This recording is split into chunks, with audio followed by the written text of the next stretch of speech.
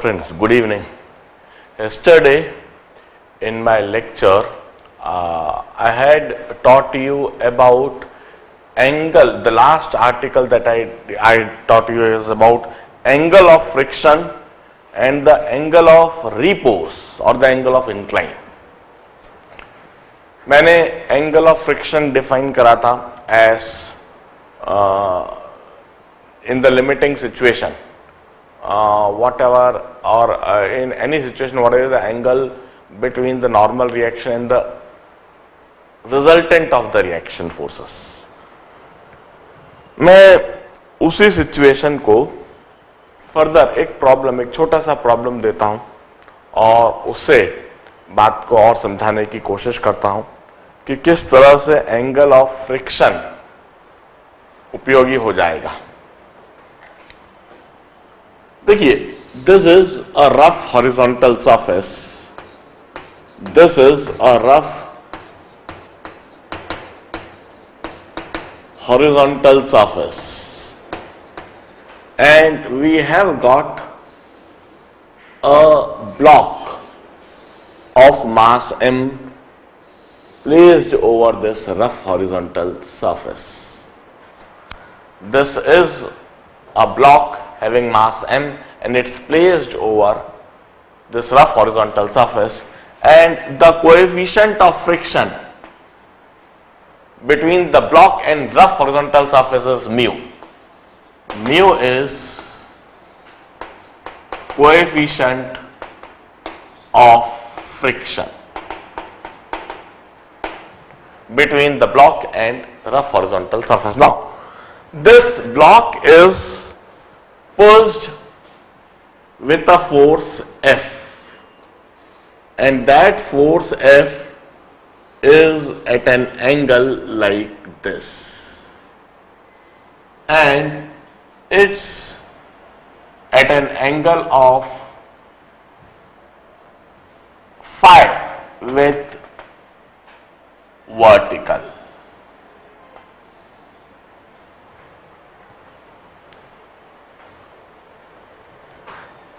Force F is applied on the block.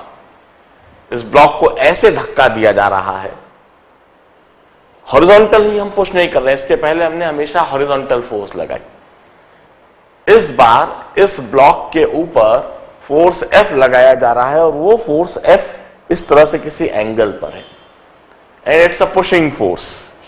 Late me tell you, it's pushed by force F, pushed by a force. And that force is like this, it's an angle of phi with vertical. Now, my question is, what minimum value of force is needed in order to move the block? Tell me the minimum force needed to move the block. इस block को move करने के लिए minimum कितनी force needed होगी? What minimum force is needed in order to move the block? Now this is the situation, this is the question. अब इस question को हम सॉल्व करने का तरीका सीखेंगे, इसका आंसर देखेंगे, और फिर उस आंसर से हम कई कंक्लूजन्स ड्रॉ करेंगे और इस फ्रिक्शन वाली सिचुएशन को समझने की कोशिश करेंगे. अब देखिए, फ्रिक्शन की थ्योरी कोई बहुत ज्यादा बड़ी नहीं है, मगर इस छोटी सी थ्योरी पर अनलिमिटेड टाइप ऑफ प्रॉब्लम्स बन सकते हैं. हम तरह तरह के प्रॉब्लम्स, तरह तरह की सिचुएशन से इस कंसेप्ट को समझने की कोशिश करते हैं और ग्रेजुअली, धीरे धीरे हम अपने प्रॉब्लम का लेवल को बढ़ाते चले जाएंगे. इसी सिचुएशन में देखिए, हम सबसे पहले फ्री बॉडी को रीड्रॉ करते हैं इस सिचुएशन को समझने के लिए. रफ हॉरिजॉन्टल सरफेस के ऊपर रखा गया यह ब्लॉक, इस ब्लॉक पर एक फोर्स लगेगा, gravitational force which is in vertically downward direction. Gravitational force mg would act in vertically downward direction. Beside it, this horizontal surface would exert a normal reaction in vertically upward direction. यह जो horizontal surface है, यह एक normal reaction vertically upward direction में लगाएगा. ध्यान रहे, यह नॉर्मल रिएक्शन कोई पॉइंट फोर्स नहीं होती है, इट्स अ डिस्ट्रीब्यूटेड फोर्स. ये पूरे ही एरिया पर डिस्ट्रीब्यूटेड है, मगर हमने एक पॉइंट पर इस तरह से इन सभी का सम, इन सभी का एडिशन करके एक एरो के द्वारा इस तरह से वर्टिकली अपवर्ड डायरेक्शन में इसको रिप्रेजेंट कर दिया है, दिखा दिया है. अब beside it, अब इस सिचुएशन में क्या हम यह कह सकते हैं कि normal reaction equal to mg? नहीं. इस सिचुएशन में हम normal reaction is equal to mg एकदम से नहीं कह सकते, एकदम से लिख नहीं सकते, क्योंकि वहां पर तीसरी एक और फोर्स है, दिस फोर्स F. और इस फोर्स F की वजह से हमें इसे भी अकाउंट करना पड़ेगा, और इसे अकाउंट करके ही हम नॉर्मल रिएक्शन के लिए एक्सप्रेशन लिख सकते हैं. देखिए कैसे, हम यह देखें, यह फोर्स F जो कि वर्टिकल से फाई एंगल पर है, मैं इस तरह से वर्टिकल यदि ड्रॉ कर दूंगा तो यह एंगल भी फाई होएगा, और मैं इस फोर्स F को रिजॉल्व करके ही इधर दिखाता हूं. इस फोर्स F का वर्टिकल कंपोनेंट, जो नॉर्मल कंपोनेंट होगा, जो वर्टिकली डाउनवर्ड डायरेक्शन में होगा, that would be F cos phi. F cos phi. This is F cos phi. जबकि यह जो हॉरिजॉन्टल कंपोनेंट होगा, this horizontal component would be F sin phi. F sin phi. अब जरा देखिए, इस फोर्स का जो हॉरिजॉन्टल कंपोनेंट है F sin phi, that is the dragging force. F sin phi is the dragging force, and this component of force F, that is F sin phi, is tending to drag this block in this direction. This block will have impending motion in this direction, and in order to prevent that impending motion, in order to oppose that impending motion, in order to resist that impending motion, this horizontal surface would exert a frictional force in this direction. इस direction में यह frictional force लगने लगेगा. अब हम कहते हैं, सबसे पहले इक्वेशन अब लिखना चालू करते हैं. वर्टिकल डायरेक्शन में अब इक्वेशन लिखी जा सकती है, and that equation would be normal reaction would be equal to mg plus F cos phi. This is the equation that one can always write in vertical direction, and beside it, beside this equation, one can also say, जब तक यह block move नहीं करता है, if block remain stationary, if block remain stationary, इसका मतलब होगा this frictional force would be equal to the dragging force F sin phi, and the block just start moving, it would be impending motion. Its impending motion if this frictional force become maximum available frictional force, that is mu into n. यदि block stationary रहता है तो यह जो frictional force है this is F sine phi and this would be less than, इधर मैं यह बात भी क्लियर करूं, this is less than F R max, less than equal to जो एक्टिंग फ्रिक्शनल, हम इसे कहते हैं acting frictional force and this is maximum available frictional force. Block stationary रहेगा यदि F sine phi less than maximum available frictional force होगा, और equal to, जब यह frictional force equal to maximum available frictional force हो जाएगा, that is mu into N, उस समय पर यह block it would just start moving. In this situation block just start moving. Block just start moving if this f sin phi becomes equal to fr max becomes equal to mu into n. In this situation, block would just start moving, क्योंकि dragging force maximum available frictional force से बराबर हो चुका है और वो एकदम से अब उस ब्लॉक को मूव करवाएगा। अब हम क्या करते हैं, इस नॉर्मल रिएक्शन n की जगह पर यह एक्सप्रेशन सब्स्टिट्यूट कर सकते हैं, f sin phi is equal to mu into, for n I will substitute mg plus f cos phi.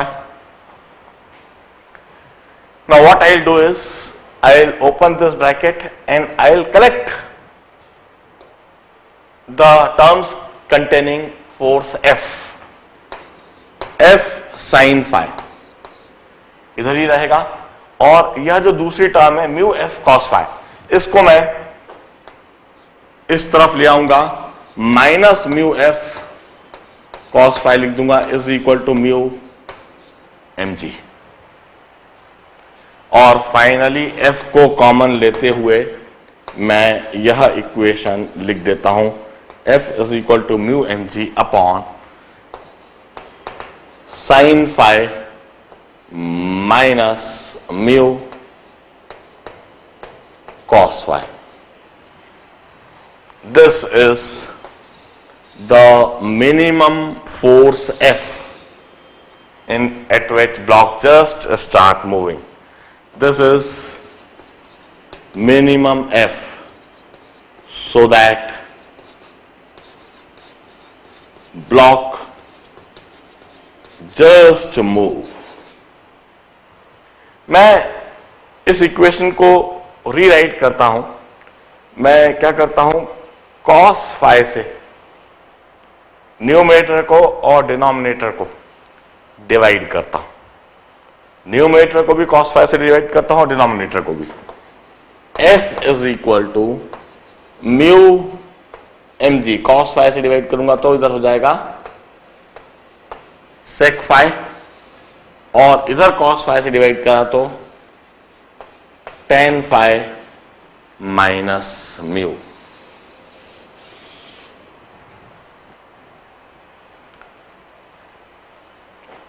Tan phi minus mu. Now this is the final answer. I will say this is the minimum force F, so that the block would just start moving.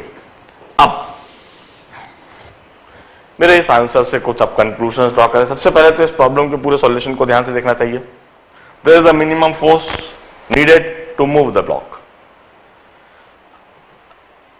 अब आप एक बात देखिए, mu will have some value, some positive constant value, 0.1, 0.2, 0.3, 0.4, 0.5 इस range में mu की value होगी। mg is a positive value, sec phi would also take a positive value, sec phi. This angle phi would lie somewhere in the range of 0 to 90. Numerator हमेशा positive रहेगा। आप जरा denominator की तरफ देखिए, tan phi minus mu. हम कहते हैं this force F would be finite positive value only if tan phi is greater than mu. Tan phi must be greater than mu.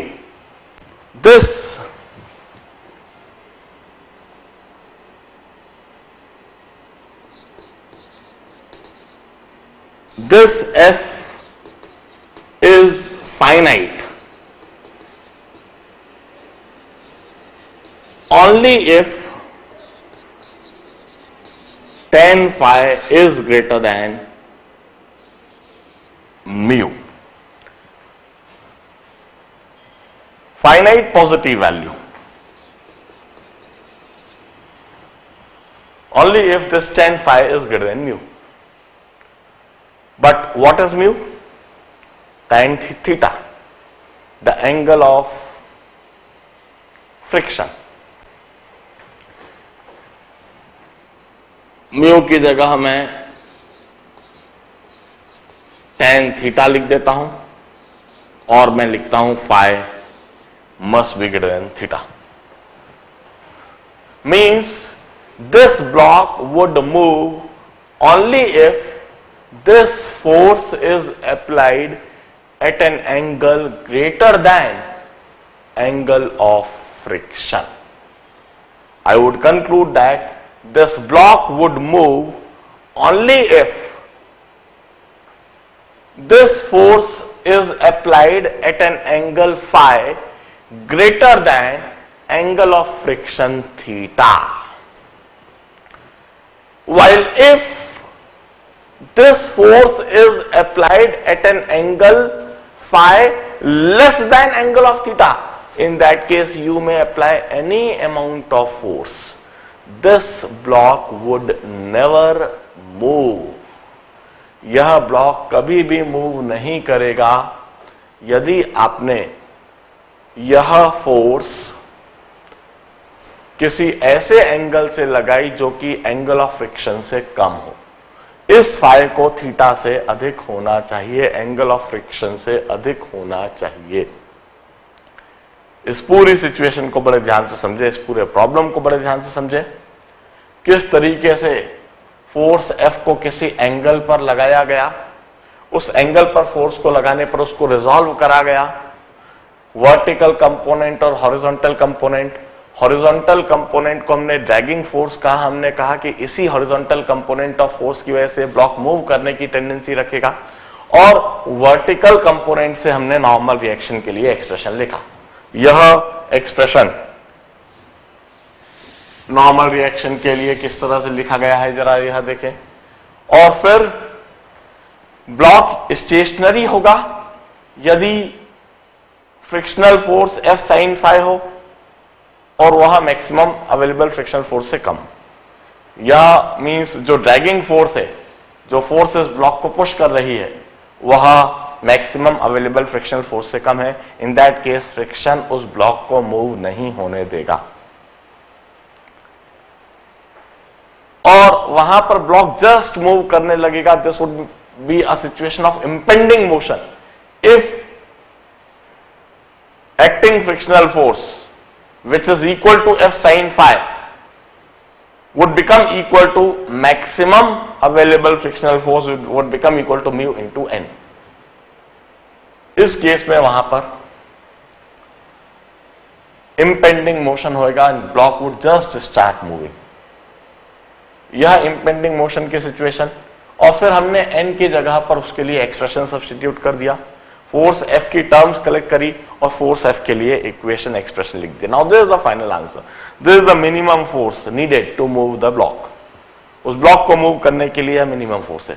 अब इस एक्सप्रेशन को समझने के लिए हमने न्यूमरेटर को भी cos phi से डिवाइड करा और डिनोमिनेटर को भी cos phi से डिवाइड करा। न्यूमरेटर को cos phi से डिवाइड करने पर इधर 1 by cos phi होगा जो कि sec phi लिख दिया, और डिनोमिनेटर को cos phi से डिवाइड करने पर इधर sin phi by cos phi tan phi हो गया माइनस म्यू। अब यह जो एक्सप्रेशन इस तरह से लिखा हुआ है, हमने कहा कि इसमें न्यूमरेटर डिनोमिनेटर दोनों पॉजिटिव होना चाहिए। न्यूमरेटर तो हमेशा पॉजिटिव है। डिनोमिनेटर के पॉजिटिव होने की कंडीशन क्या है कि tan phi must be greater than mu, tan phi mu से अधिक होना चाहिए, but mu is equal to tan theta, so phi must be equal to theta. Means जिस एंगल से फोर्स को लगाया जा रहा है वह एंगल ऑफ फ्रिक्शन से अधिक होना चाहिए। यदि आप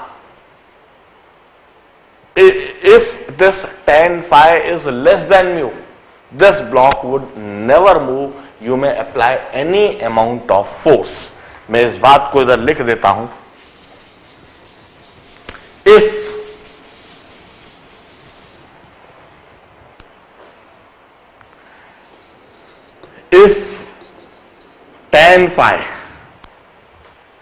tan phi is less than mu, this block would never move,